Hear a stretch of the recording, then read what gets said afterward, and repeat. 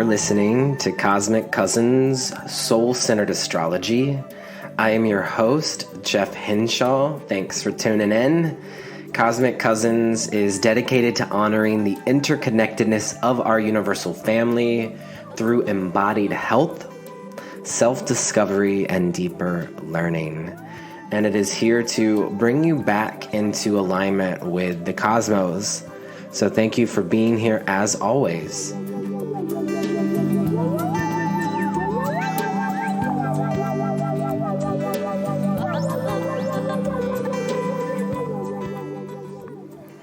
Hey Cosmic Cousins, welcome back to another week of the podcast. This is Jeff Henshaw, and I am an astrologer and tarot reader, teacher, mentor, writer, and it's an honor for me to be here with you as always in honor of the Pisces Full Moon of 2022.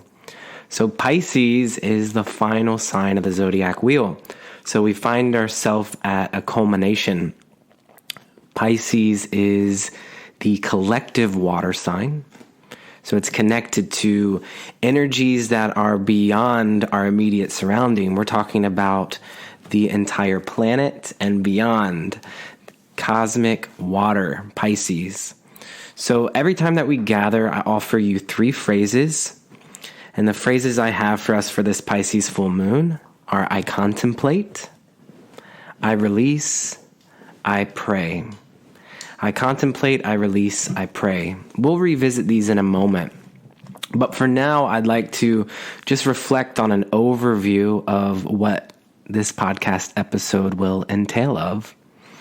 So we'll start off with a little bit of ritual with tarot and guided meditation.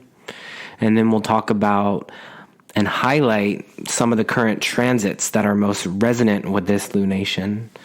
Some of these include Juno in Pisces, Neptune in Pisces, Mercury Retrograde, and Jupiter Retrograde, currently in Aries, but is heading back to Pisces this October and November.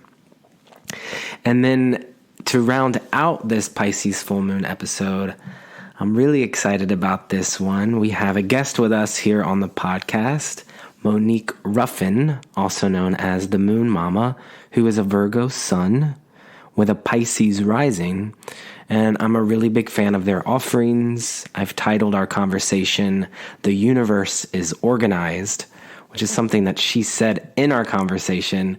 She first said, organization turns me on, and then she said, the universe is organized. I think this is such a really cool representation of the Virgo-Pisces polarity, the universe being Pisces and organization being Virgo. So yeah, we talk about the Virgo-Pisces polarity in that conversation. And so stick around for that if you'd like to hear more about that. And I can't wait for you to meet her. It's her birthday coming up, so happy solar return to Monique. And before we get into the Pisces full moon cosmic download, I just have an announcement that if you're listening to this episode when it's released, I have an upcoming in-person sacred ritual gathering in Portland, Oregon. It's on Wednesday, September 4th. And I'm co-leading that with a friend of mine, Ashley River, who is coming in from out of town. She's just traveling back to the U.S. from France, where she was doing some ceremonial work there. But she has some really potent medicine for clearing and recentering. And so we'll be gathering when the sun is in Virgo and the moon is in Taurus. So come join us as we gather together in community. There is information in the show notes and links to learn more and to enroll in that. So that's all the announcements I have for us today. At this time, let's begin transitioning into connecting to the Pisces full moon. So you can start to bring awareness to your body and your breath as we transition into that now.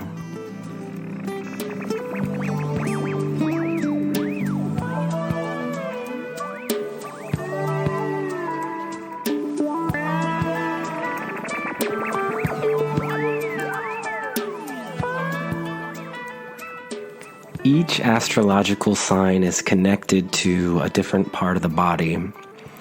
And Pisces is connected to the feet. So right now, as I'm recording this, I actually have my feet in a prayer position, and I'm massaging the soles of my feet with my thumbs. So this is something that you might do, sitting in a meditation posture, bringing the feet together if you're able, and honoring the sacredness of the feet. Pisces is also connected to the water in the body. And so perhaps when you allow yourself to close your eyes or to find a fixed gaze, you begin to tune into the water in the body, blessing the water in your body. Water holds memory, and all three of the water signs are connected to memory. And as we breathe into the water in the body, we can fill up our breath, and then exhale, we can release any tension that we're holding in our body. I also have a cup of water here too, a glass of water, and I've put 12 stones in the bottom of the glass to, one, connect us to the magic of Pisces, but two, to connect us to the blessing of the water. And so that's one way you can bless your water, is by putting crystals or stones in your water. And just take a moment to honor the water in your life, whether it's the water that you bathe with, the river that you visit, the ocean that you visit. Spending time by water on the Pisces full moon is a really incredible opportunity to activate and awaken the Pisces archetype and energy in your life. So for me, one thing I'm going to be doing for my Pisces full moon ritual is, I find this really cool because every year in Portland, Oregon, there is a community ritual that takes place, and it's the Lantern Festival at Laurelhurst Park on the east side of Portland. And I'm not so certain what the lineage of the tradition is, but I know that every year in September on the full moon weekend, I think it is on the full moon weekend, it's just lined up for me that way last year, and this year it's been on the Pisces full moon. You can purchase a lantern and you can write wishes and hopes on it, and then you can release it into the lake. And so there's hundreds of lanterns that are lit up just floating on the water. This feels so Piscean to me. It's connecting us to hopes and dreams for the future. It's connecting us to the community, to the collective. Remember, Pisces is a collective water sign. It's connected to contemplation, to belief, to magic, to prayer. And so perhaps you find yourself also lighting some sort of lantern and releasing it to the water. This is cool because Virgo, we're in Virgo season. Virgo is connected to the Hermit in the tarot, which is often holding a lantern. And then Pisces is connected to the Moon card in the tarot, which usually has some sort of body of water, like a lake. So you might put the Hermit card and the Moon card out on this full moon. But either way, somehow honor the water in your life, the water in your body. You know, Pisces is connected to that transpersonal water feel. Cancer is personal water. Scorpio is interpersonal. Pisces is transpersonal. So Pisces is connected to water evaporating into the ether, into the cosmos, and then raining. So Pisces is connected to rain. It's connected to showers. Pisces showers us with shared experiences, collective experiences. And it's a sign of duality. It's often symbolized by two fish. I think of a white fish and a black fish swimming in a circle. This is a symbol for Pisces. And so what is duality for Pisces? You know, Pisces is perhaps holding the complexities of emotion. It's a water sign. How do we hold the complexity of sorrow and also joy? Sorrow and transcendence. So shockwaves of sadness can emerge in Piscean energy, but they also join together with glimmers of hope and joy. So on this Pisces full moon, we get to sit in the discomfort of contradicting emotion. And you might be feeling a spectrum of emotion on the Pisces full moon. And remember, Pisces is here for us to step outside of the Virgo energy, to balance the Virgo energy. So we're in Virgo season. It can be a time of hard work, of routine, of structure, reconnecting to health, focusing on the details of life, being of service in some sort of way through our offerings. And I know for me, this Virgo season, I have really gotten things back into order. It feels really nice for me as a Virgo moon. I love this time of year. But what I found is I ended up working so much that I needed to balance it with Pisces. So I have a friend that has a birthday coming up, and they happen to be a Virgo Sun with a Pisces moon, and I started working on a poetry project for them. So I've been working hard, but I also wanted to play, to be in my imagination. So the polar signs balance each other. And so Pisces has been with us throughout Virgo season. Particularly if you have placements in Pisces, the Virgo Sun is going to oppose your Pisces placements at some point in the season. So this axis in the astrological wheel is super magical. Virgos have this incredible cosmic intuition that Pisces awakens within them. So yes, we're balancing Virgo season right now. And Pisces is inviting us again to sit in the discomfort of contradicting emotion. So if you allow yourself to do this, to feel whatever grief and sadness you have, maybe it's around the end of a cycle of something. Pisces is that wide, contemplative, culminating feel of releasing yourself from karmic ties. So the end of cycles. Queen Elizabeth passing away is the end of a massive cycle. She passed away while the moon was in Pisces, just a few days before the Pisces full moon, or maybe the moon was in Aquarius, but either way, we were building up towards the Pisces full moon. And the centuries of oppression that is being released with that culmination. There's also the light, the hope for the future, the joy, that is available to us on this Pisces full moon. So how do we hold it all? And, some ways we do that is through music, poetry. This is a Piscean expression. So if you find yourself at the end of a big cycle right now, you may feel contradicting emotion, and that's okay. If we can be with it, this is a window into discovering how powerful our sense of empathy can be. Your empathy is growing right now. Your compassion, your forgiveness, peace, understanding. This is all Pisces. It swells under the light of this full moon. So how might we hold it and cradle it? Pisces can bring with it such vast unknown. So emotions and dreams may feel heightened during the Pisces full moon.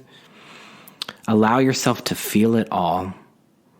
And if it feels overwhelming, how might you allow yourself to take a more expansive view of universal compassion? And if you find yourself becoming too overwhelmed with it, you can also always check in with Virgo on the other side of the wheel. This is tending to the health of the body, to your digestion, channeling your love into your daily practices, into your devotions. So Pisces is here to remind us that you are a magical being surrounded by an enormous amount of love. So open yourself up to receiving that love from spirit, from guides, from fairies, whatever it is that connects you to universal compassion. It's spiraling all around you. And so this infinite love is available to each and every one of us always.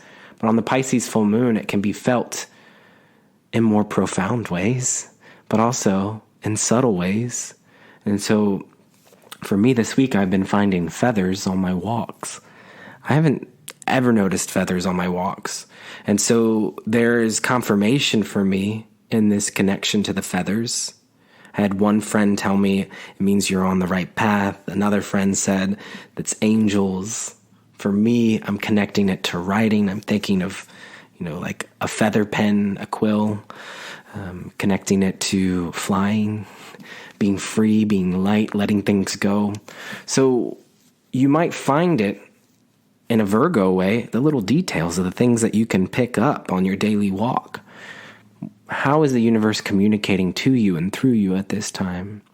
So again, Piscean practices, music, chanting, song, prayer, poetry, also meditation and silence are sacred allies for Pisces too.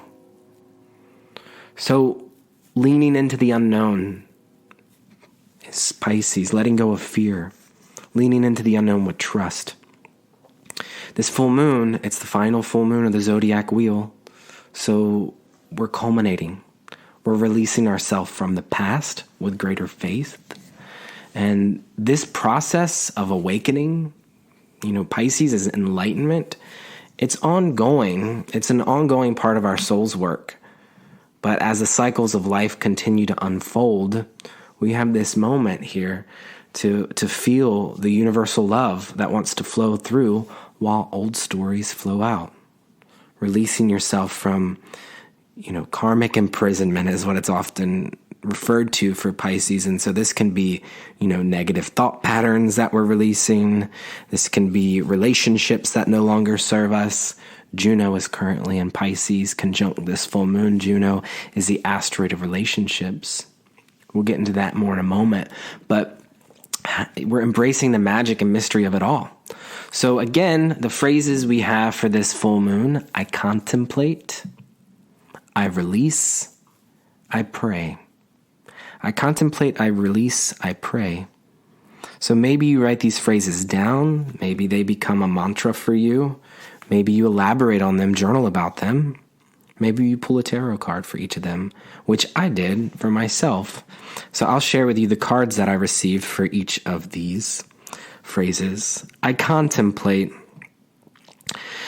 Pisces, again, it is, to me, my experience of Pisces has been contemplation.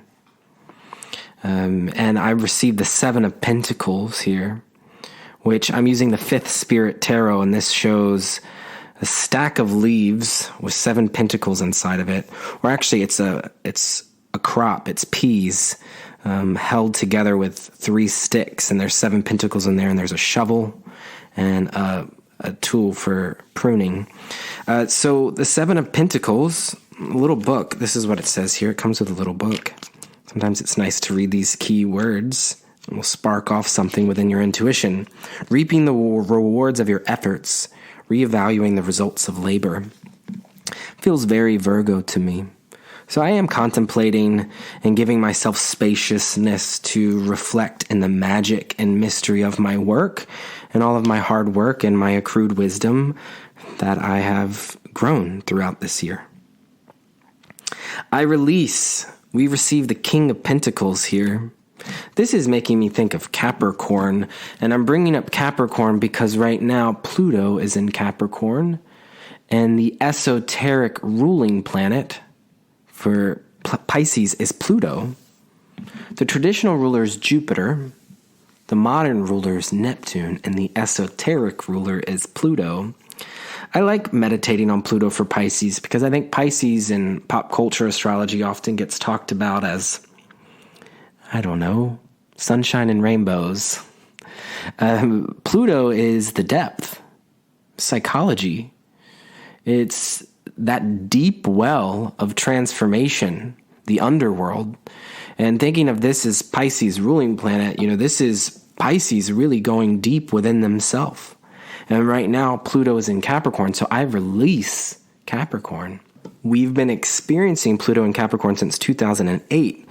And so this is a death rebirth to the patriarchy, to capitalism, to businesses. So letting go of the need to be successful and prestigious and allowing the true offering, the soul's offering, to come forward. Releasing your need to micromanage the universe and instead trust in the cosmic flow, the universal flow. So we're releasing the King of Pentacles here, the need to be successful and rich, and instead focusing on how we can build a future that is more aligned for the evolution of this planet. And then our final one, I pray. We receive the Knight of Cups. This actually reminds me of my same friend that I was just talking about that I'm working on a poetry project for. They have Sun in Virgo, Moon in Pisces. So this exact combo of this Pisces full moon. The Knight of Cups, it shows a figure with roller skates on, sipping a drink that has a rainbow on the drink. Kind of looks like a 7-Eleven Slurpee or something to me. And then they have a boombox, and their hair's dyed blue. They're just enjoying themselves listening to music. I pray, this is roller skating, listening to music, giving yourself permission to play. Pisces does create that opportunity for us. So how are we balancing the hard work of Virgo with play? This is our prayer. Listening to music, doing things that bring you joy. Also drinking water, hydrating, or drinking any kind of beverage will be nice. So, Pisces full moon question for reflection. I have two for us. How might you use your imagination and intuition to help tap into your deeper knowings? How might you use your imagination and intuition to help tap into your deeper knowings? How might you release yourself from the past with greater faith?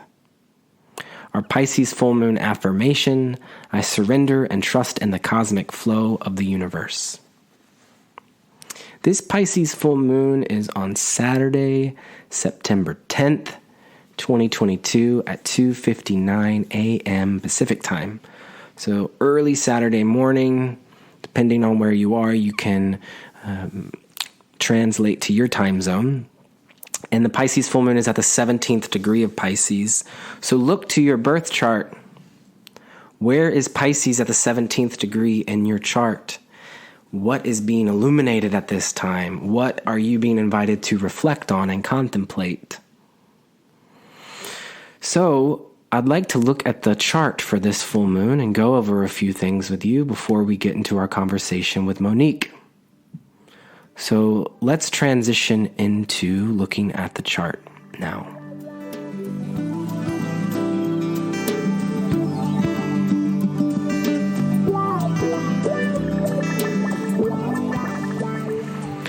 So before we look at the Pisces full moon chart, I thought I would take this as an opportunity to read one of the comments, one of the reviews that came through on iTunes.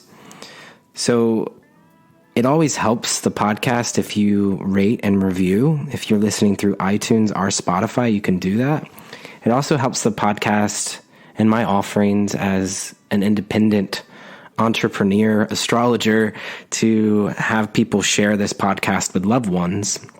So if there's anyone in your life that is a Pisces or anyone that you think would benefit from this podcast episode, you can send it along. And so this review came in from Allison Mitchell. It's titled Gratitude, and they gave the podcast 5 stars.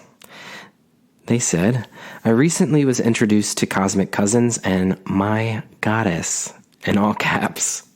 As the universe does, this came at a time I began feeling limited in my understanding and breadth of all things astrology, and bam!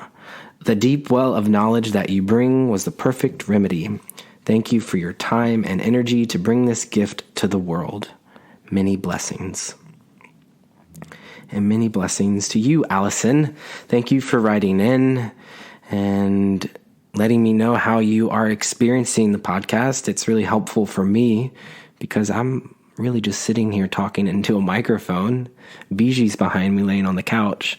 But it's nice to hear from you and know that you're out there and that you are receiving this insight and that it in some ways resonates or is helpful for your life. And so it's an honor for me to be here and to offer this. Astrology is such an important part of my life. It has really saved my life in many ways.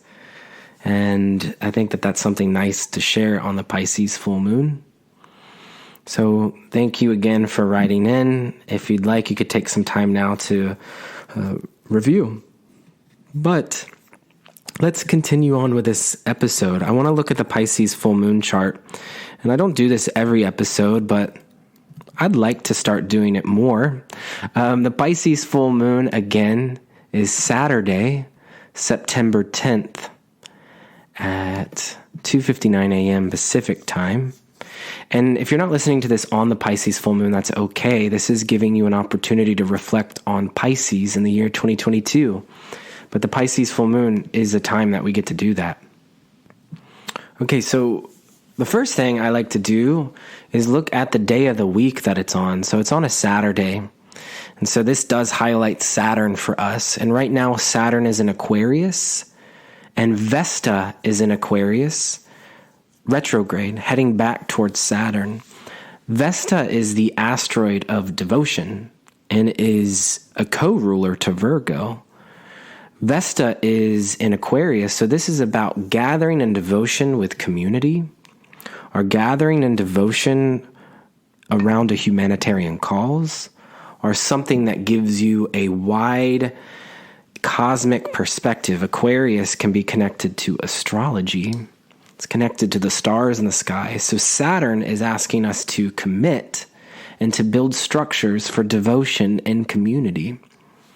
It's making me think of a few things in my own personal life. I am a member of Heidi Rose Robbins' Luminosity team, where I am gathering with other astrologers, other practitioners, and we are helping her with building her community. That is one of the ways that I'm experiencing Saturn and Vesta conjunct in Aquarius. And in my own personal chart, this lines up with my sun in Aquarius. Vesta is at the same degree as my sun right now. So it does speak to my sense of self and purpose quite strongly. But look around the degrees of 20 to 25 of Aquarius in your chart on this full moon to see how you might be inspired to commit to devotional practices and community for humanity for the future. So that's the first thing. We can look at the day of the week, Saturday. The next thing we do is just look at where the moon is. The moon is at the 17th degree of Pisces, and Juno is in Pisces conjunct the moon. Juno is the asteroid of intimacy, relationships, partnerships, and beauty. Juno is Jupiter's wife. Jupiter is the traditional ruler for Pisces, so we're going to talk about Jupiter in a moment.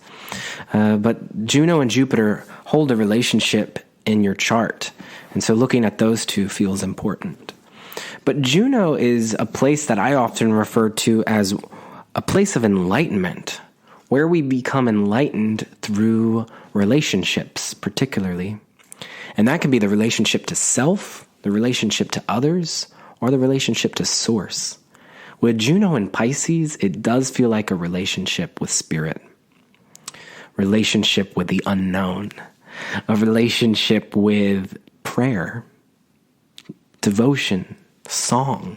There's many different ways we might experience Juno and Pisces, but Juno is bringing a relational component to this full moon.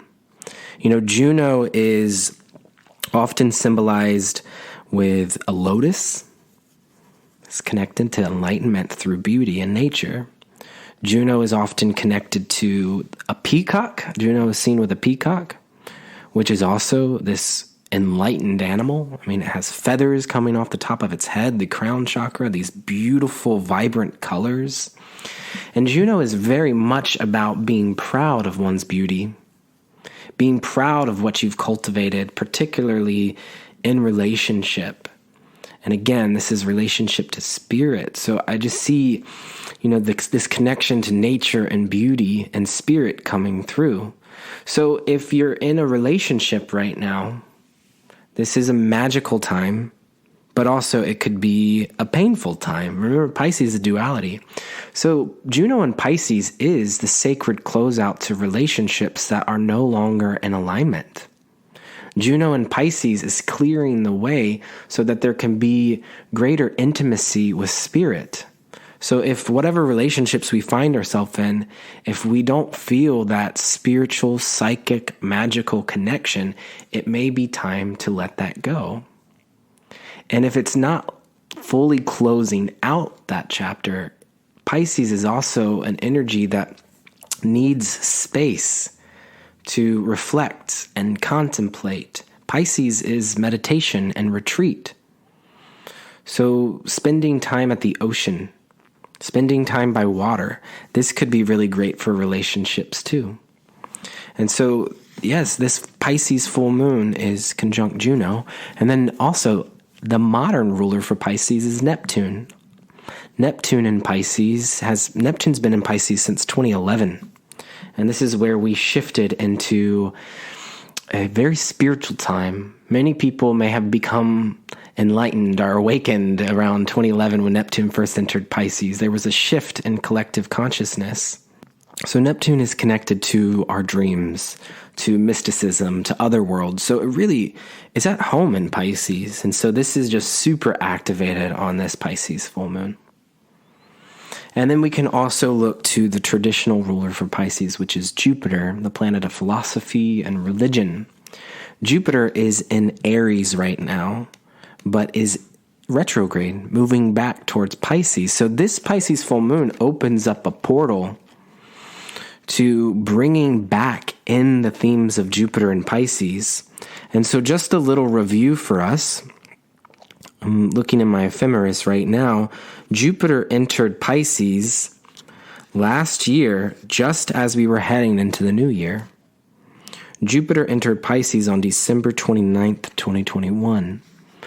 And Jupiter expands. Jupiter is the largest planet in our solar system, and Jupiter in Pisces brings an expansive quality to the end of a 12 to 13 year cycle. Jupiter takes 13 years to go around the sun.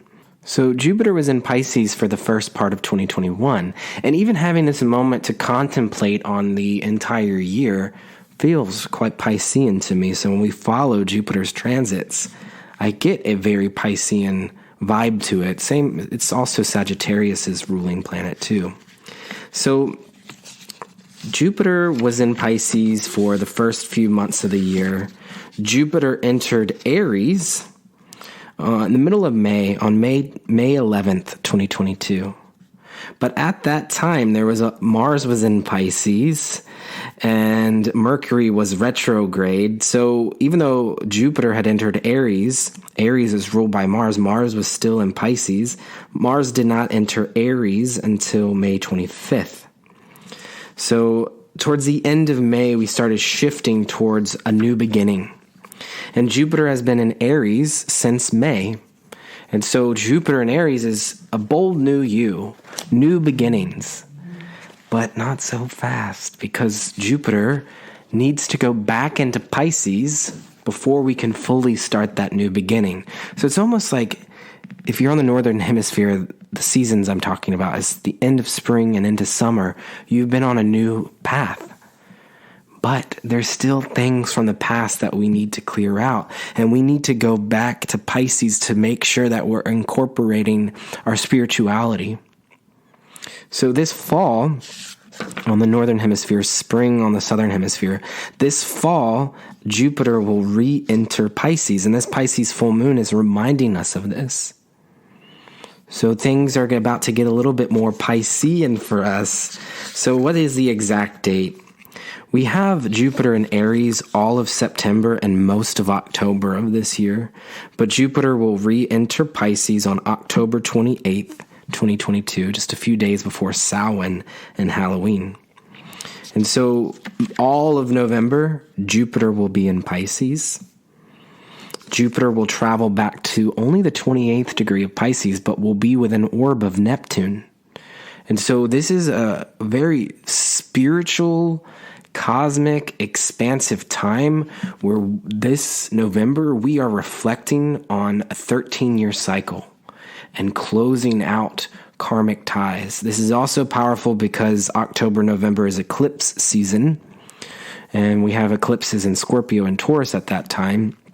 And so closure, letting things go, letting things die. And Jupiter will re-enter Aries. Jupiter stations direct on November 23rd. Really great timing because that's right when the sun enters Sagittarius. So when we go all of Scorpio season, Jupiter is retrograde in Pisces. And then as the sun moves into Sagittarius, Jupiter stations direct. And Jupiter is a ruling planet for Sagittarius and will be at the final degrees of Pisces, 28 and 29, all of Sagittarius season. And then as the sun enters Capricorn, Jupiter enters Aries. And so at the start of Capricorn season, that's really when we start that new beginning, that new 12-year cycle of you expanding into a new identity. So it's exciting times ahead for us. And then we'll move into 2023, and it's the year of the Chariot and the Tarot. So we're closing out our Lover's year, which feels appropriate with Juno, connected to relationships being in Pisces. So a lot of karmic clear-outs around relationships and relationship to spirit. And this Pisces full moon is reminding us of that. So our last thing I want to do before we head into our conversation with Monique is I'd like to honor the life of Mary Oliver. This Pisces full moon falls on Mary Oliver's birthday, September 10th, 1935. Mary Jane Oliver was an American poet who won the National Book Award and the Pulitzer Prize, and her work is inspired by nature rather than the human world, stemming from her lifelong passion for solitary walks in the wild. So Mary Oliver, Virgo Sun, connected to nature, connected to earth, very devotional to her craft. Her devotional Virgo way with words connected us to the sanctuary of this planet that we call home. And then she had an Aquarius moon, a very expansive cosmic way that feels quite Aquarian. But she also had Saturn in Pisces, which is reminding me this full moon in Pisces is the last full moon in Pisces before Saturn enters Pisces next year. She had Saturn in Pisces committing to her spiritual life. You know, in her birth chart, having Saturn in Pisces, I think this connects us to that poetry, that great oceanic mystery of universal compassion that flowed through her words. And so we honor you, Mary Oliver, on this full moon. She passed away in 2019. And again, this is her birthday today. So let's read a Mary Oliver poem. And so this poem, I think, is quite resonant of the Virgo-Pisces polarity. It's titled Praying. It doesn't have to be the blue iris. It could be weeds in a vacant lot, or just a few small stones. Pay attention. Then patch a few words together and don't try to make them elaborate. This isn't a contest, but the doorway into thanks, and a silence in which another voice may speak.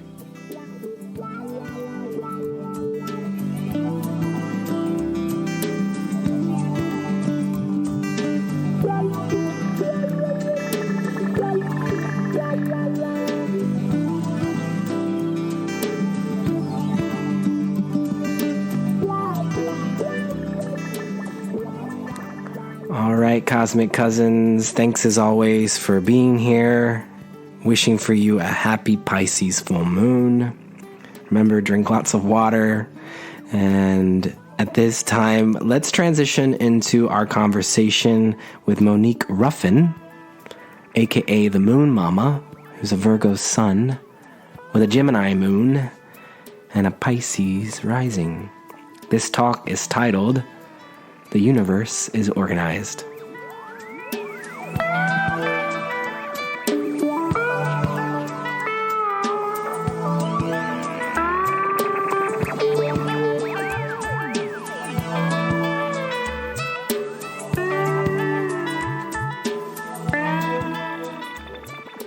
So here with us today on Cosmic Cousins, we have the great honor of being joined by Monique Ruffin, also known as the Moon Mama, who is an astrologer, sovereign goddess, spiritual life coach, and a tarot and Reiki practitioner.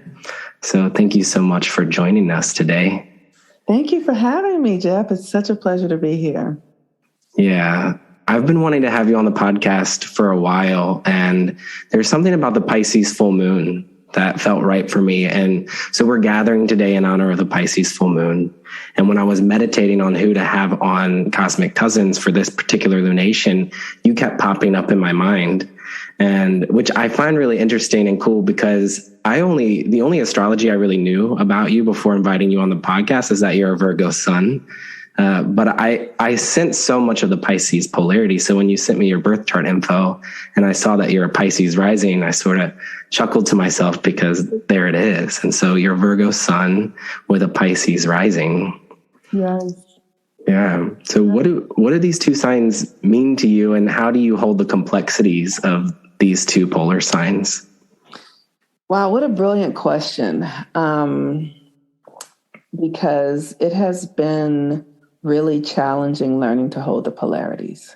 I have spent much of my life getting sucked into whirlpools, energetic whirlpools, right? Pulled down because the Virgo energy is very analytical, and there's a density to it if you don't learn how to flow with it. And so in my life, my mind has been so busy because I also have a Gemini moon. So that Gemini moon is constantly moving and looking for information and ways out. It's an energy that feels very trapped, and it's just trying to get out of like a glass jar. Like it thinks it's out, but it can see everything, but it can't access anything. And that has been what my life has been like, just trying to kind of get out, because I was trapped in that Piscean illusion. And I have Neptune in Scorpio trining my ascendant. So I've spent a lot of years trapped in my shadow. I really have. I have to say that. And it was the Virgo energy that helped me practically step by step begin to heal, by being willing to look at what was going on with me, the story I was telling, feel it in my body, and then alchemize it into a new, more aligned reality. So the Virgo is very practical and needs something to do every day, all the time, that it cares about. It needs something to do every single day that it cares about. The Pisces is really concerned with everything.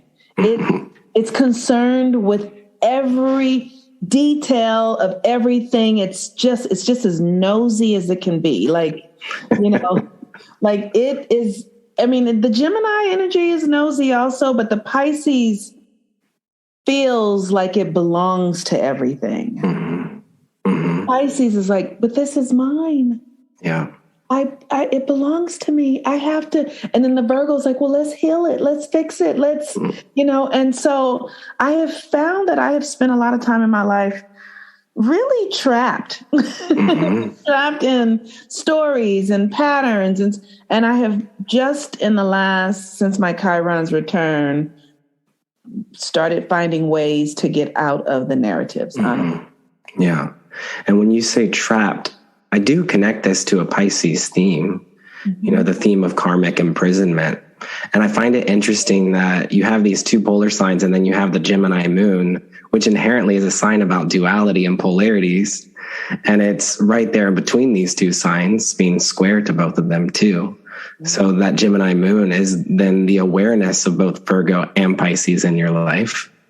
And something I do before I gather with people to talk and have conversation is, and I think this might be my Virgo moon, is I like to find physical things in my space that I can hold. And so I did a few things before gathering with you, but one of them was I took this little globe, and I think it connected me to Pisces rising. So I have this little, for those that can't see the visual, I have this little sphere that's the planet, and that's what I'm holding on to while we talk. And so when you said that Pisces is interested in all things, my mind went back to the globe and how Pisces is connected to, the world at large, world peace and healing for all people. So I love that you're bringing in the practicality of Virgo, of needing something to do every day to keep all of that Piscean energy flowing so that it has somewhere to flow. Yes. So yeah, Virgo and Pisces, we might be feeling some of this on the Pisces full moon, what you're talking about. So that's something when I've noticed this about you as a Virgo is how consistently you show up as an astrologer. And so from my perspective, you post something almost every day, I would say, maybe a video connecting in with what's going on astrologically. And you also have a system in which you do that. And one of the systems that you do is by honoring the planet of the day that the day is named after. So today we're gathering on Monday, which is the moon's day. So we're recording this a little bit before the full moon for those listening. And I would love for you to maybe connect us into what that ritual is like for you, because I really sense that as that kind of Virgo organization, but also the Piscean polarity of it's also spiritual and it's connecting us to things that are not seeable, which are the planets. Gosh, that just brought up so much emotion for me. Like, it just made me so happy you asking me that question. Thank you so much. So first of all, the organization turns me on like nobody's business. Like, I cannot get enough of it because the universe is organized. We don't see it with our eyes, but the universe is the most organized thing ever. And it just allows me to rest and know that I'm safe, right? So today is a moon day, and the moon rules our inner world. It also rules our reproduction. It rules our ability to be able to create. The inner creates the external. So the inner world is very significant to what we experience in the external. As I have studied and understand that this is an energetic system, it's as above, so below. So that the moon is the magnet. So if you have ever played with magnets, those of you who are listening, and you know that if you put two magnets together, they can either repulse one another or attract one another. And when they're in the attracting phase, that's the moon. It magnetizes things to it. So for me personally in my life, I talk about it because I want people to understand how they are connecting to the moon. I want them to understand how they're connecting to Mars. Every day I want these planetary bodies for us to become conscious of them and how they actually show up in our daily world. Because if we can begin to conceptualize our connection to these energies, internal and external, then there's a chance that we might not be so afraid of them. There's a chance that we might become friendlier and more acquainted with how these energies work inside of us. And then we get to know ourselves better. Because the more we know ourselves, the better off it is for all of us, right? So I use this system because I come from a background where I was a part of a community where we would spend 45 days with each planet. The nine major ones, right? So it's not Neptune, but so Neptune we would connect with the moon, and then Pluto we would use throughout because Pluto is about revolution. So we would allow Pluto to be that planet that anchors us into peace with what everything is. But in this practice, you spend 45 days doing the rituals for each planet, and it's a substantial connection to be present to a planet for 45 days and how giving it its season, just the way we're with fall for all of fall and we're with winter for all of winter, like giving each planet a season in your life. And to me, it's like, what language does this planet speak? So then I listen to the Sanskrit chants. What colors are enhanced by this planet?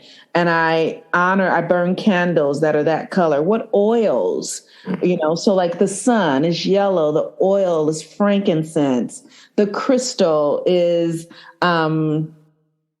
tiger's eye, the deity is Haru, some would say the deity is Jesus, whatever, it doesn't matter. But it's like, how do these energies live in me?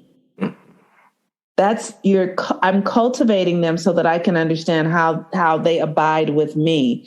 So I talk about it every day with a different planet so people can begin to see how those energies are abiding with them. And hopefully they get interested and become curious and they start doing the research to understand their very specific relationship with each planet. Yeah.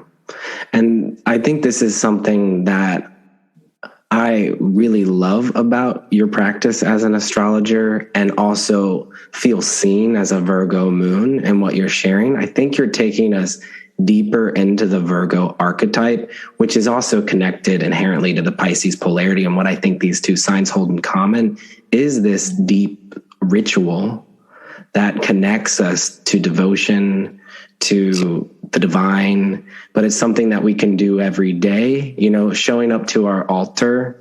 This feels very Virgo to me, but it's also really great for Pisces to be doing this as well. And so everything that you're saying right now is a great way for people to be making use of this Pisces full moon, and particularly those with Virgo and Piscean placements in their chart. Yeah. Yes. So the image that came to mind when you were describing, how each planet is connected to like a different color or a different crystal, a different animal and a deity. And this is something I often say with a Virgo Pisces polarity is that Pisces is all of the colors that exist, 1,000-fold. There's infinite amount of colors.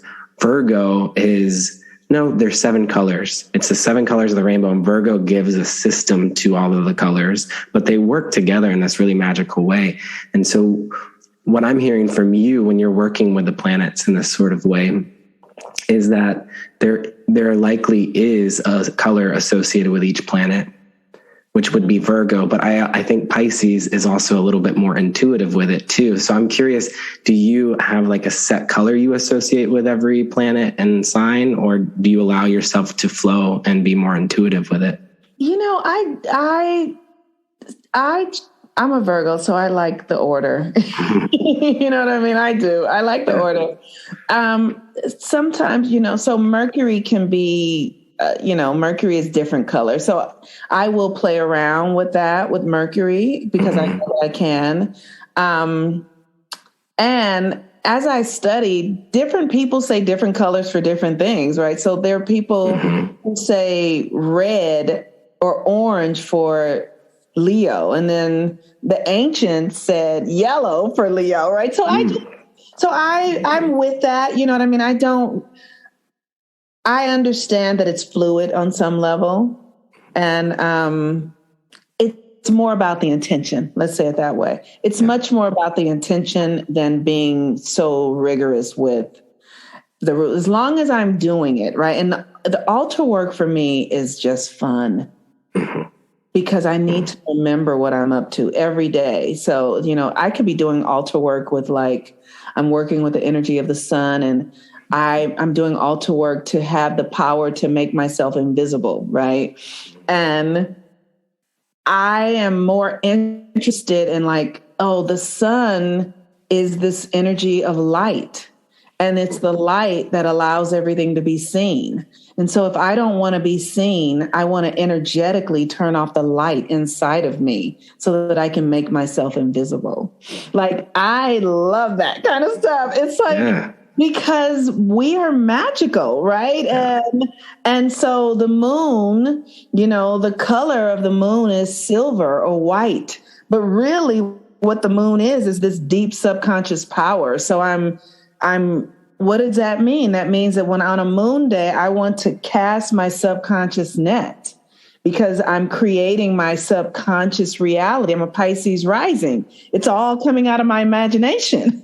It's all out of my imagination. So if I honor that, then what happens is it starts to show up. Like I could envision myself having a conversation in my mind with one of my friends. And then inevitably by the end of the day, that friend will call me and talk about the very thing that I was talking with them about in my subconscious, but they don't know that I already had a conversation with them about it. They just talk to me about it like it's the first time they've heard it. Mm-hmm. Yeah. You're reminding me on Cosmic Cousins, we do this thing that's called personal myth making. And it's where you take your sun, moon, and rising and you make a little story.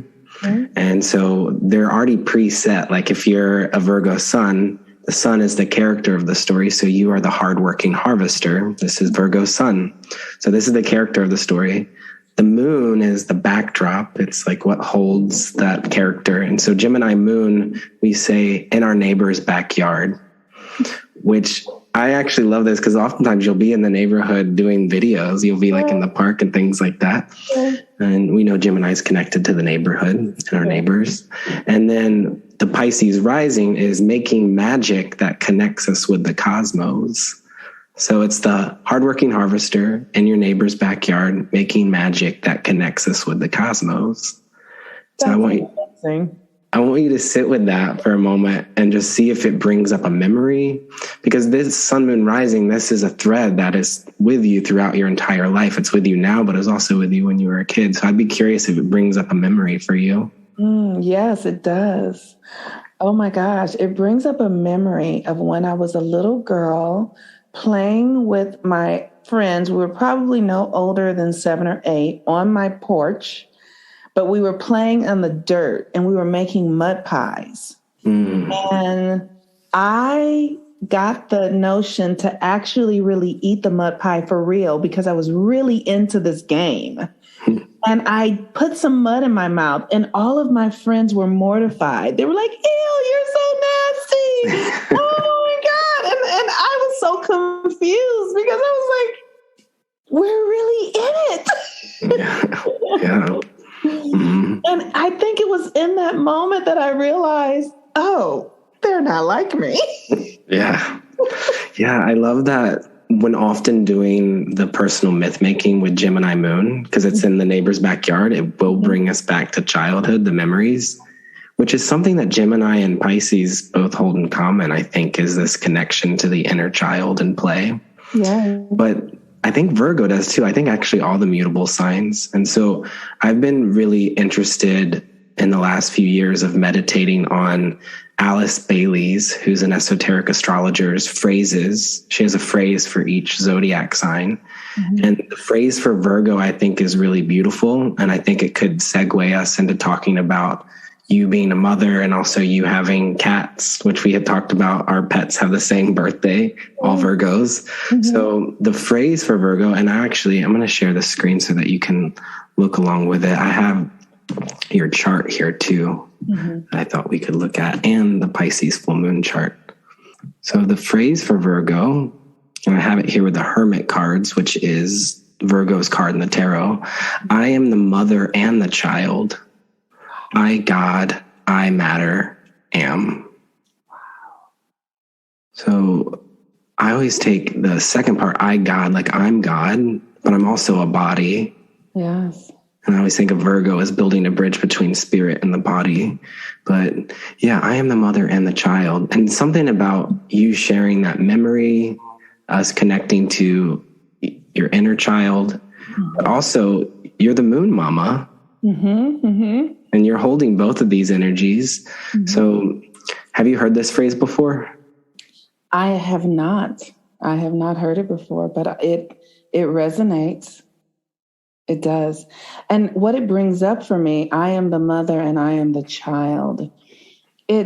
As a Virgo, one of the things when I started studying astrology that I really tapped in with Virgo the Virgin. And I was raised very religious. I was raised religious. I am very religious, though, because I have Pluto and the Sun and Jupiter in my sixth house. Like I tend to be obsessive, is what I want to say. So, but that Virgo the Virgin always, it's Mary the Virgin, the mother of Christ. And when I started understanding that the Virgin meant that you didn't belong to anyone, you really just belonged to God. Like, and I could see myself as a vessel for the divine and a vessel to bring in higher consciousness. So that's what this sounds like to me. It's like I am the mother and the child. It's like I am the mother of consciousness, and I am giving birth to more consciousness. And but it's the thing about it is that it requires this innocence. Like it requires being like a child, because children there's this purity, like they don't have their egos invested in it. And I remember being a child and having such a pure love for all things divine and all things God, because I could feel the energy in my body. And also mud pies.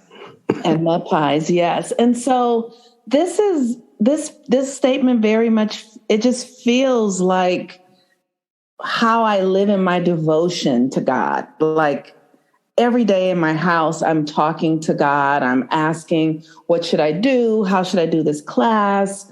How should I be with this client? What should I do for my son? Like I'm in a constant, but it's like, tell me so that I can be the vessel for the creation. So this really is aligned to me. I get it. Yeah. I love hearing your interpretation of that. And it makes me also, I've been meaning to ask you, where does Moon Mama come from? The name. Yes, you can. So when I first started doing my videos, one day I was just saying in ending the video, and I said, I'm the Moon Mama. And then the next day I was like, no, I'm the Moon Madam. And I thought I wanted to do something like madam-y, like sexy. And then that didn't stick, and Moon Mama stuck. And I was very resistant to it because I didn't want it to be cheeky or, I didn't want to have a name or anything like that. I love this work so much. I didn't want to make light of it in any way. And then it stuck. And so then it became the Moon Mama. Like people started calling me the Moon Mama. I was like, okay, it is what it is. So that's how it came. Yeah. And when you say, when you're receiving like inspiration from God of what to bring forward to your students and your classes, is there anything right now in particular that you're really excited about or looking forward to? Any new offerings? Oh my God, yes. Okay, so Mercury retrograde I have two things that I have been doing for years. The 13 moons, which is something that I do every month according to the new and full moon. People can come in at the last quarter moon, so we just got started basically, and join if that's the area of their life. Like you look at your natal chart and you see, like, so for me this month, I'm working with my rising sign and my sixth house. That's, so I'm really reorganizing my energies and getting clear about how I'm with my health and my practices. But the thing I do that every month, and I've been doing it for years. But Mercury retrograde is coming. Oh my gosh. And Mercury is going to be retrograding in Virgo and Libra. And I have Mercury in Libra. So, so I'm very excited because Mercury in Virgo is, being a Virgo, I'm really always aware of the details of things. And it's hard for me because I'm aware of the details, but I'm also very spread out, and a Gemini moon and Pisces rising. So I can easily be messy and all over the place. But then the Virgo will come in and go, and put everything in order, like in the last minute. So this Mercury retrograde is so exciting because I see it as an opportunity for us to realign our inner world, like how we relate to ourselves, and then how that relationship that we have to ourselves out pictures in our connection to others. Mm-hmm. So I'm very excited to assist people in going into it's like how we talk to ourselves about ourselves. And then we attract people who do the very same thing because it's an energetic. So I get to teach people or be with people and help them reorder their inner world and how they relate to themselves so they can begin to experience a more congruent, loving experience of themselves in another. Mm-hmm. And what's that offering called again?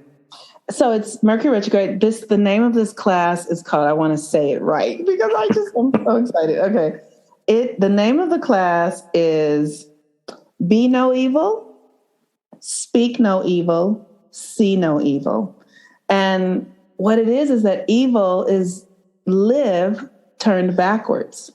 So when we turn things upright, so don't be being aligned with the right order of things, not doing things in the order of how it flourishes for you.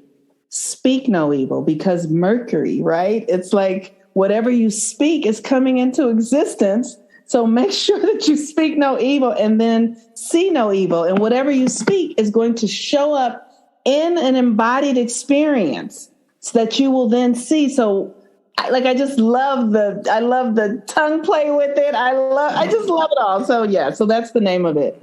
And I'm very excited. Yeah. When you say the tongue play, it makes me think of your Gemini moon. And I associate the hear no evil, speak no evil, that phrase with Gemini and just the mischievousness of the three monkeys. It's always felt very Gemini to me. Yes. You kind of stopped yourself. You said, I get to teach people. And then you were like, maybe it's not teaching. You kind of like went back on that word. But I want to talk about this Jupiter Sun conjunction. Like when I look at a client's chart and I see Sun and Jupiter together, this is someone who's a teacher. Yeah. And it's right there in your chart. And then you also have Pluto. So it's Jupiter at the 17th degree of Virgo, the Sun at the 20th degree of Virgo, and then Pluto at the 22nd. And then also you have Uranus and Virgo as well. So you're kind of right there after that big Pluto-Uranus conjunction in Virgo that took place too. Mm-hmm. So I would love for us to, in a very Virgo way, get kind of detailed about these placements and how you connect with them, because not only is this really fascinating to be a Virgo sun with all this Virgo energy, it also in many ways speaks to some of the transits we have now, because we have Pluto in an earth sign and Uranus in an earth sign at this time. Mm-hmm. Yeah. And then next year in 2023, Jupiter will enter Taurus too. So all of these planets we're going to be experiencing in earth signs. Yeah. Yes.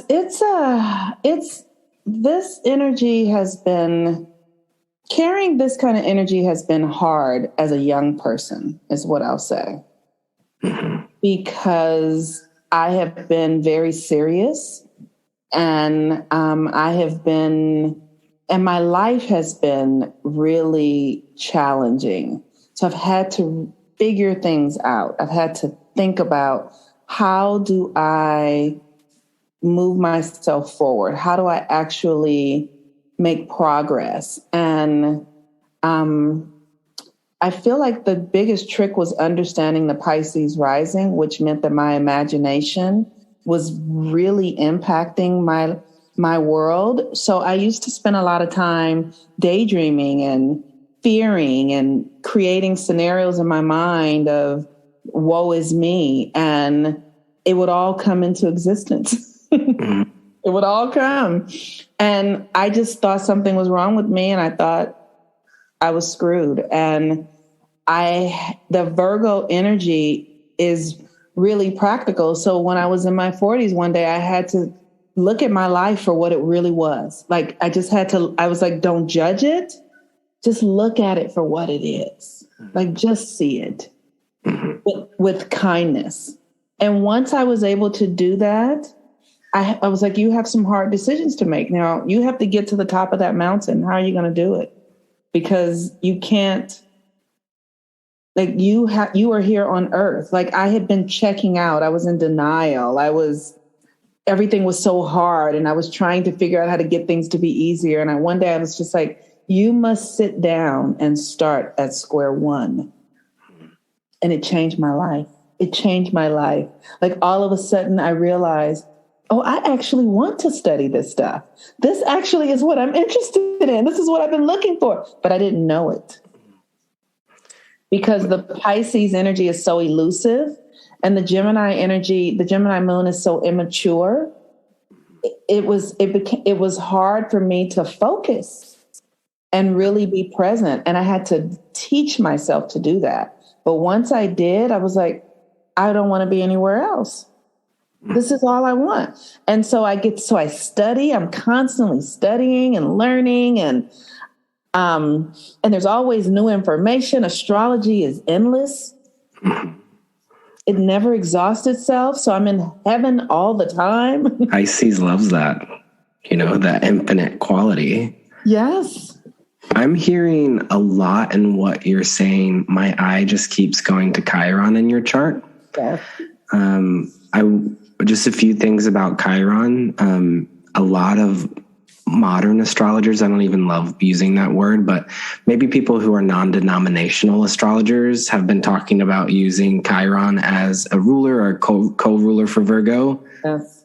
So I want to pause there first and just check in to see what you use as the ruling planet for Virgo, and do you associate Chiron with Virgo in charts and things? So yes, of course I do associate Virgo with Mercury, but I feel like, I'm very mercurial, so I get it personally, but I don't feel like Mercury is the traditional ruler of Virgo. It doesn't feel right to me. Mercury feels Mercury is almost too neutral to me. Like it doesn't care. But because Virgo, the thing about Virgo is that it cares, but it only cares about if it has value. It doesn't care like this is good or bad. It just cares like, how is this functioning? And to me, Mercury doesn't really lend to that. Honestly, it just doesn't. It just is like, it's too neutral to me. So Chiron really does work to me as a ruler of Virgo because Chiron really cares. Mm-hmm.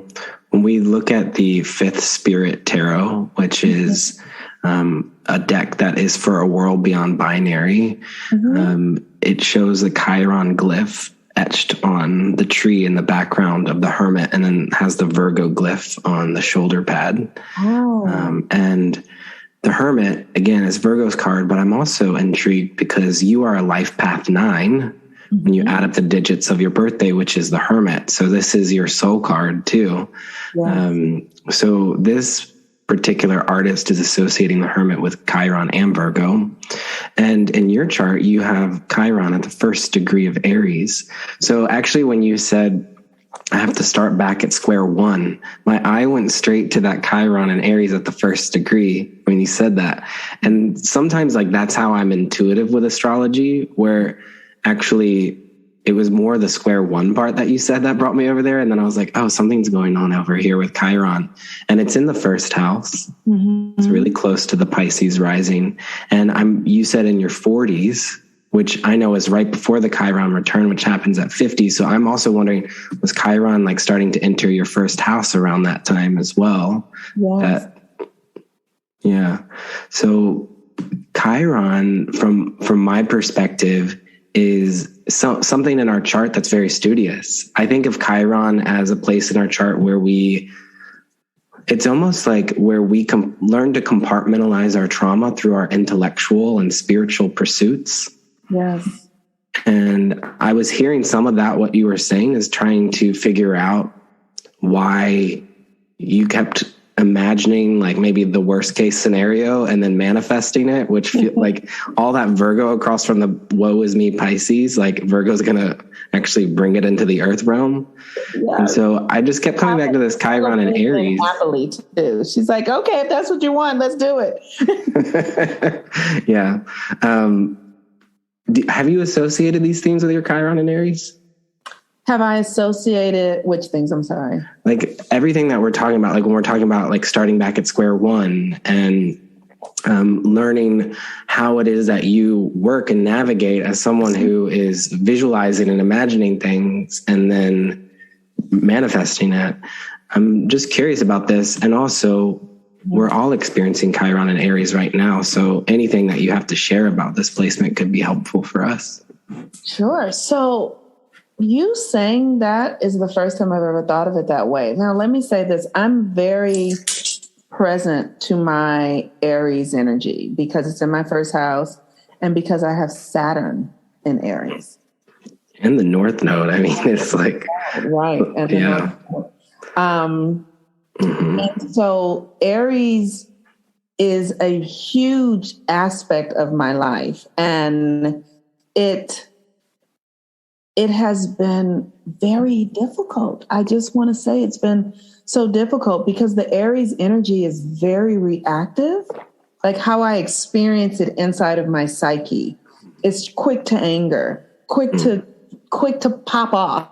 You know, like it's quick to do all this. And I've had to learn to pump the brakes. It's not timing at it.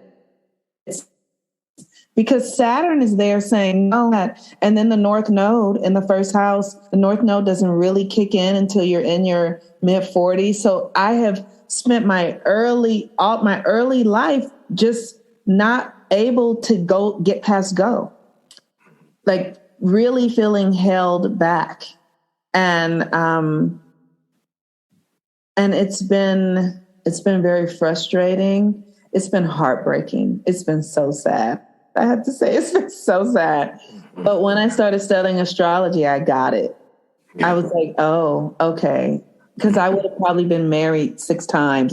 The first time I really listened to an astrologer, I had seen astrologers before, but the first time I really listened to one of them said to me, you have the North Node in Aries, Monique. And I don't know if you experienced this as an astrologer, but people always want to find out about their love lives, right? Mm-hmm.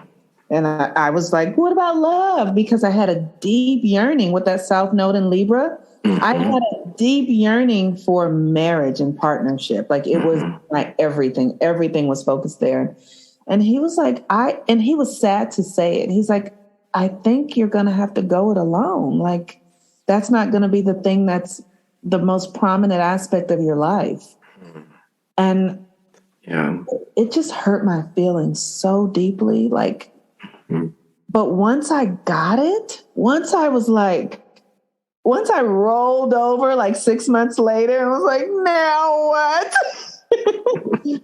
I got like, oh, I get to build a reality based upon being a teacher and what I love and the things that I get to, and I've been doing it ever since. So Chiron has taught me a lot, and it has taught me that that I needed to heal myself. I needed to heal my own identity and really get clear about who I am. Mm-hmm.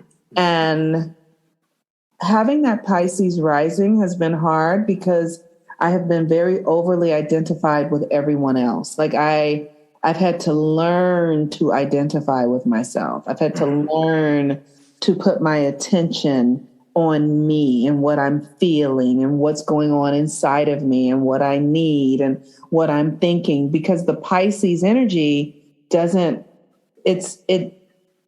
growing up, the thing about the Pisces energy is that it gives you the sense that you don't exist.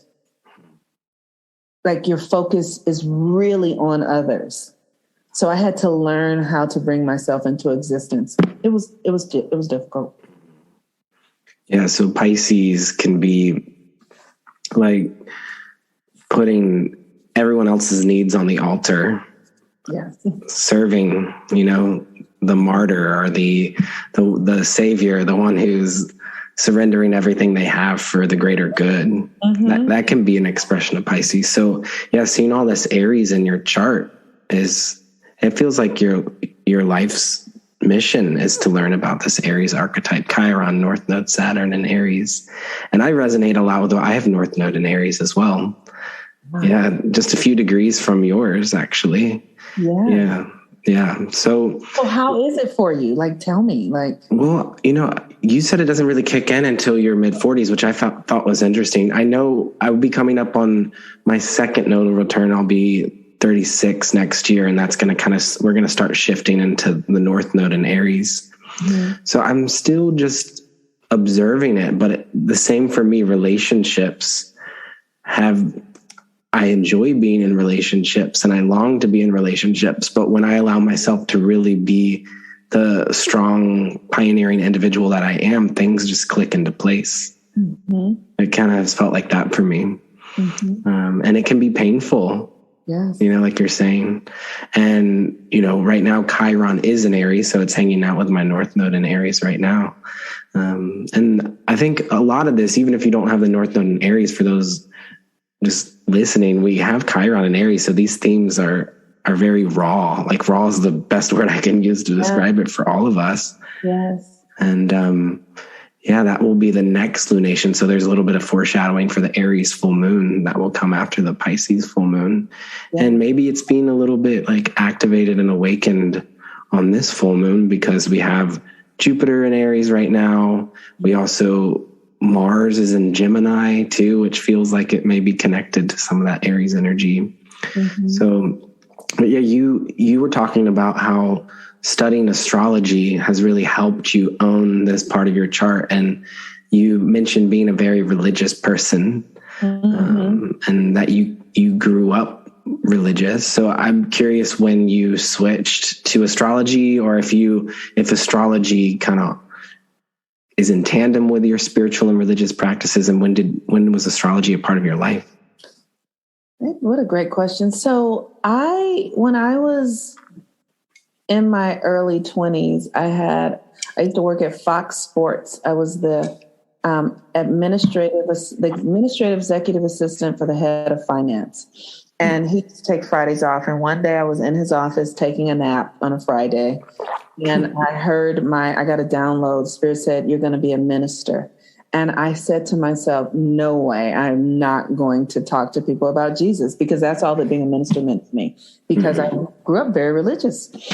I grew up in church quite often, and my grandfather was a minister and my grandmother was a minister. And so I had a real defined idea of it. Wow. And I literally started fighting with the invisible spirit. Like, no, I will not. I don't believe in Jesus. I'm not going to do it. No.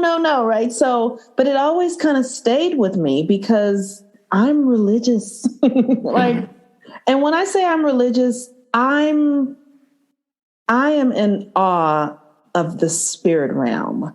I want to play with spirit.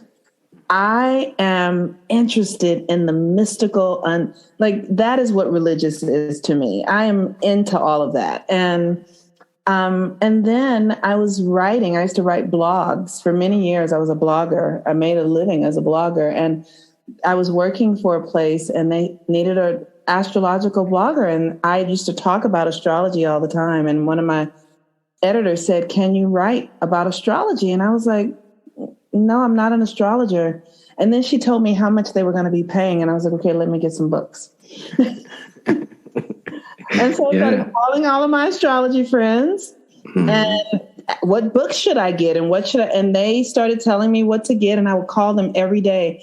And I don't know. I mean, if you read like MSNBC, like their astrology blogs are always very trendy and about celebrities. So that's what I was writing. But I had already studied psychology. I'd had a master's degree in psychology and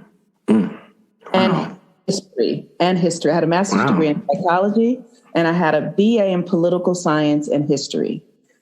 And so astrology blew my head off because I was like, here it all is.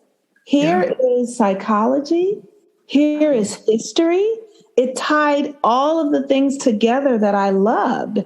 And all of a sudden, I now had a vehicle to bring everything that I believed in, to couch it in a conversation that made it tangible and accessible for every human being. I love hearing that. It resonates so deeply. I don't know if I've ever actually fully put it in words like that. Mm-hmm. The history, the mysticism, the spirituality, also pop culture comes in. It's political. Yeah. It's like everything all in one. Yes. It's a melting pot. And that feels very Pisces. And so as we're kind of getting closer to the end of our time together, and we're gathering for the Pisces full moon. So I thought I'd pull up the Pisces full moon chart, but I think that that's a nice way to flow into it, because Pisces is about all things coming together. And so when you're talking about astrology in this way, it really does. I mean, I can see how your Pisces rising would be really into astrology in that way. Yes.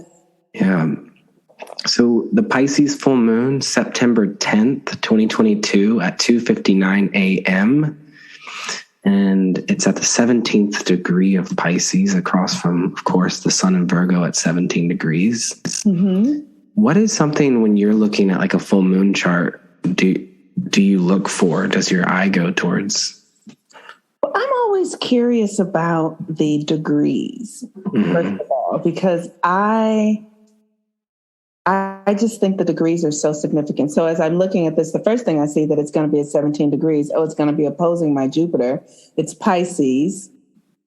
Jupiter is the traditional ruler of Pisces, and it's going to be opposing my Jupiter. Like, oh, that's so exciting to me. So then I also always want to know, what hour does it come in on? So what time? So it's going to be on September 10th at 2:59. Mm-hmm. So then I go in and look at, I have a calendar that does the hours of the planetary hours, of course. I think you're familiar with that. And so it's September 10th, yeah. What is the calendar for those listening that might be interested? The calendar it's our watch calendar. It's HORAWATCH. It's an app, Our Watch Calendar.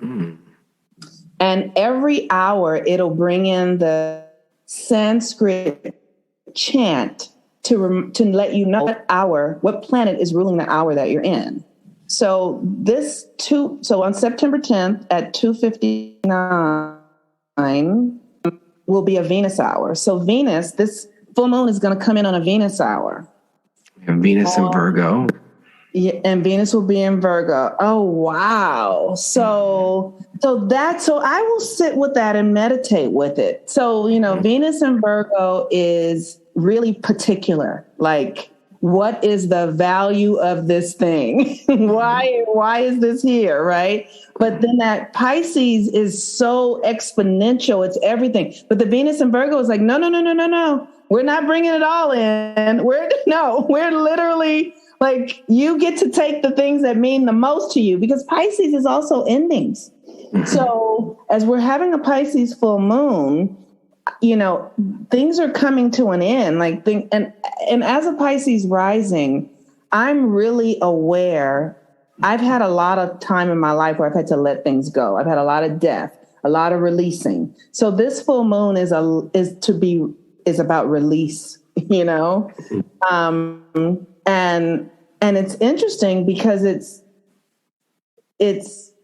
the Jupiter. It's like we're releasing the old ways of being, and we are bringing with us only the things that truly have value, where we have cultivated true value. We can bring those things with us, but we are ending a cycle, and we are going to be starting again. We'll have a full moon next month in Aries, and it's time to hit the ground running.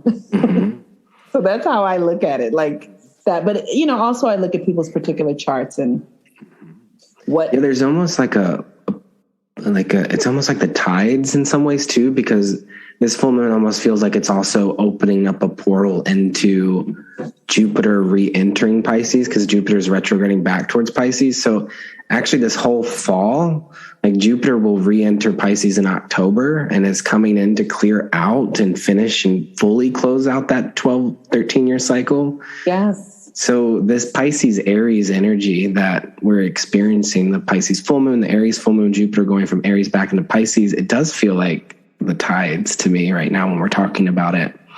And I love that we keep bringing up Jupiter because, again, Jupiter is a traditional ruler for Pisces. And so I think that's something I usually will look at on a full moon chart, is look to the rulers. So Pisces is ruled by both Jupiter and Neptune. We've heard that reflected in what you're sharing as, well, Jupiter's connected to religion and Neptune's connected to the mystical.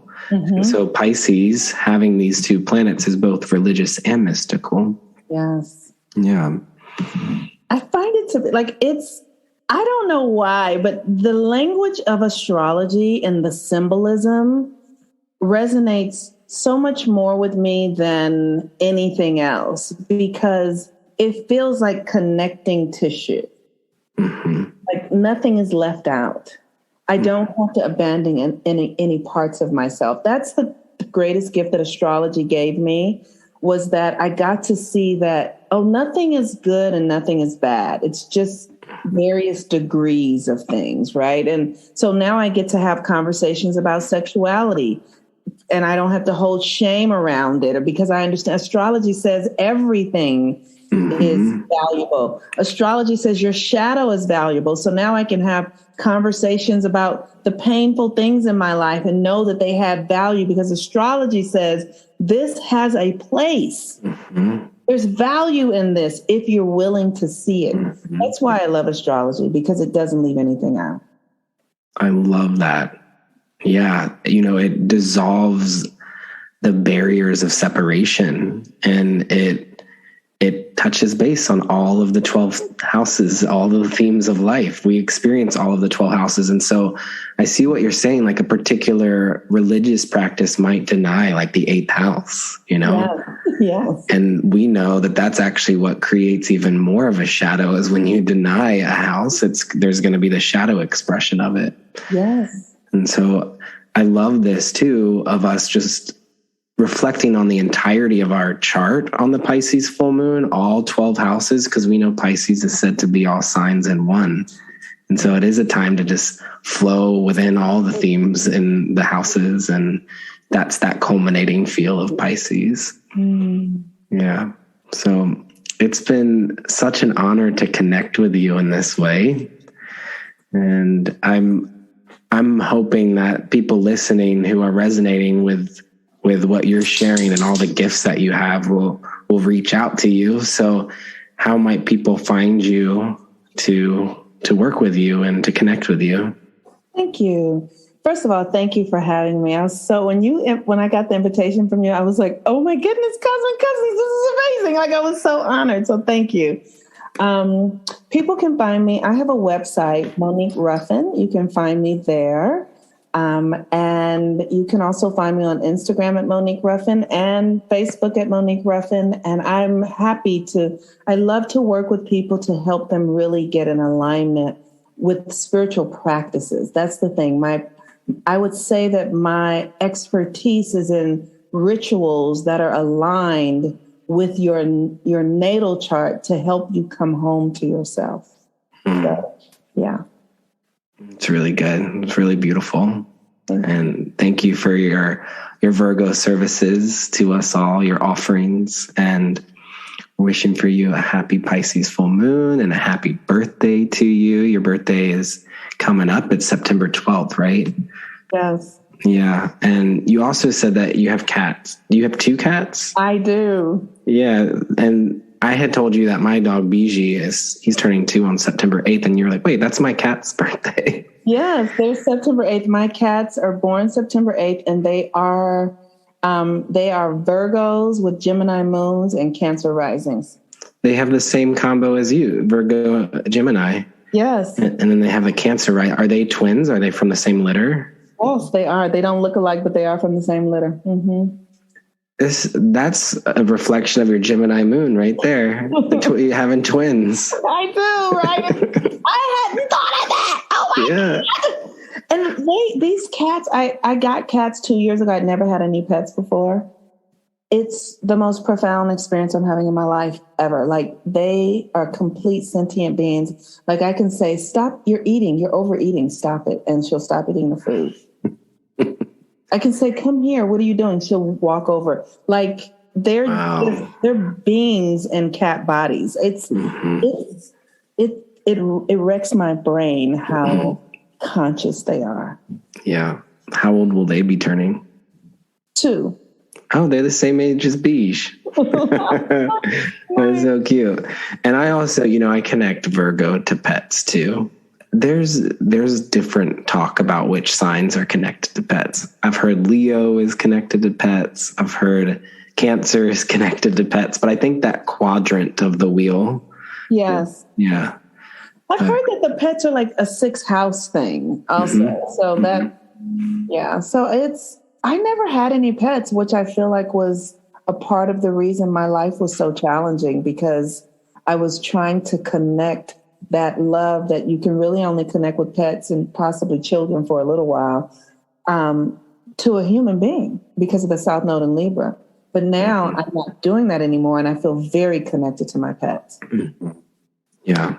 It's been really grounding for me. And I think that's one of the reasons why I connected to Virgo in the 6th house. Yeah. It keeps me on a particular schedule throughout the day. Yeah. Like, I can't forget to feed my dog, so it's that same thing you were saying about Virgo showing up every day to something. It's the same with a pet. Maybe cats, not as much as a dog, but still, you're still being present with them, I imagine, every day. Let me tell you, you have to change their poop every day and feed them 2 or 3 times a day. So it is, I've never had any other animal. I just feel like these cats are like dogs now. Mm-hmm. Yeah. And just even thinking about like picking up the poop, it's like it's humbling to do that every day. It's very Virgo. Yeah. Yeah. But the sentient being part is that Pisces polarity. Yeah. So they really are sentient beings. They talk back to me. They do. They have full on conversation. It's mind-blowing. Okay, I'm going to stop now. Cats are psychic like that, though. I have felt really strong psychic connections with cats. Mm-hmm. And I actually do associate. I lived in Los Angeles for a few years, and there were cats everywhere in my neighborhood. Yeah. Where'd you live? I was in East Hollywood area. Oh, yeah. Okay. Yeah. I like that. Yeah. Okay, well, thank you again for being on the show, and I look forward to connecting with you again in the future. Thank you so much for having me. I love your energy. It's very lovely. Thank you.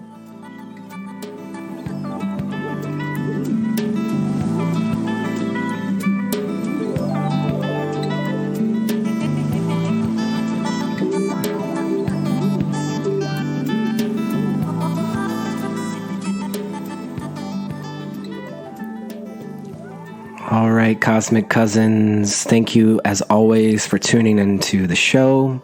If you'd like to help support the show, you could become a Patreon supporter. Patreon.com/Cosmic Cousins. You could also rate and review, share this with your friends and loved ones. And happy birthday to our Virgos out there and to our Pisces. Hope you are enjoying this full moon. I'll see you next time in 2 weeks, as the sun will enter into Libra. We start a new season. Take sweet care, cousins, and remember, deep breaths.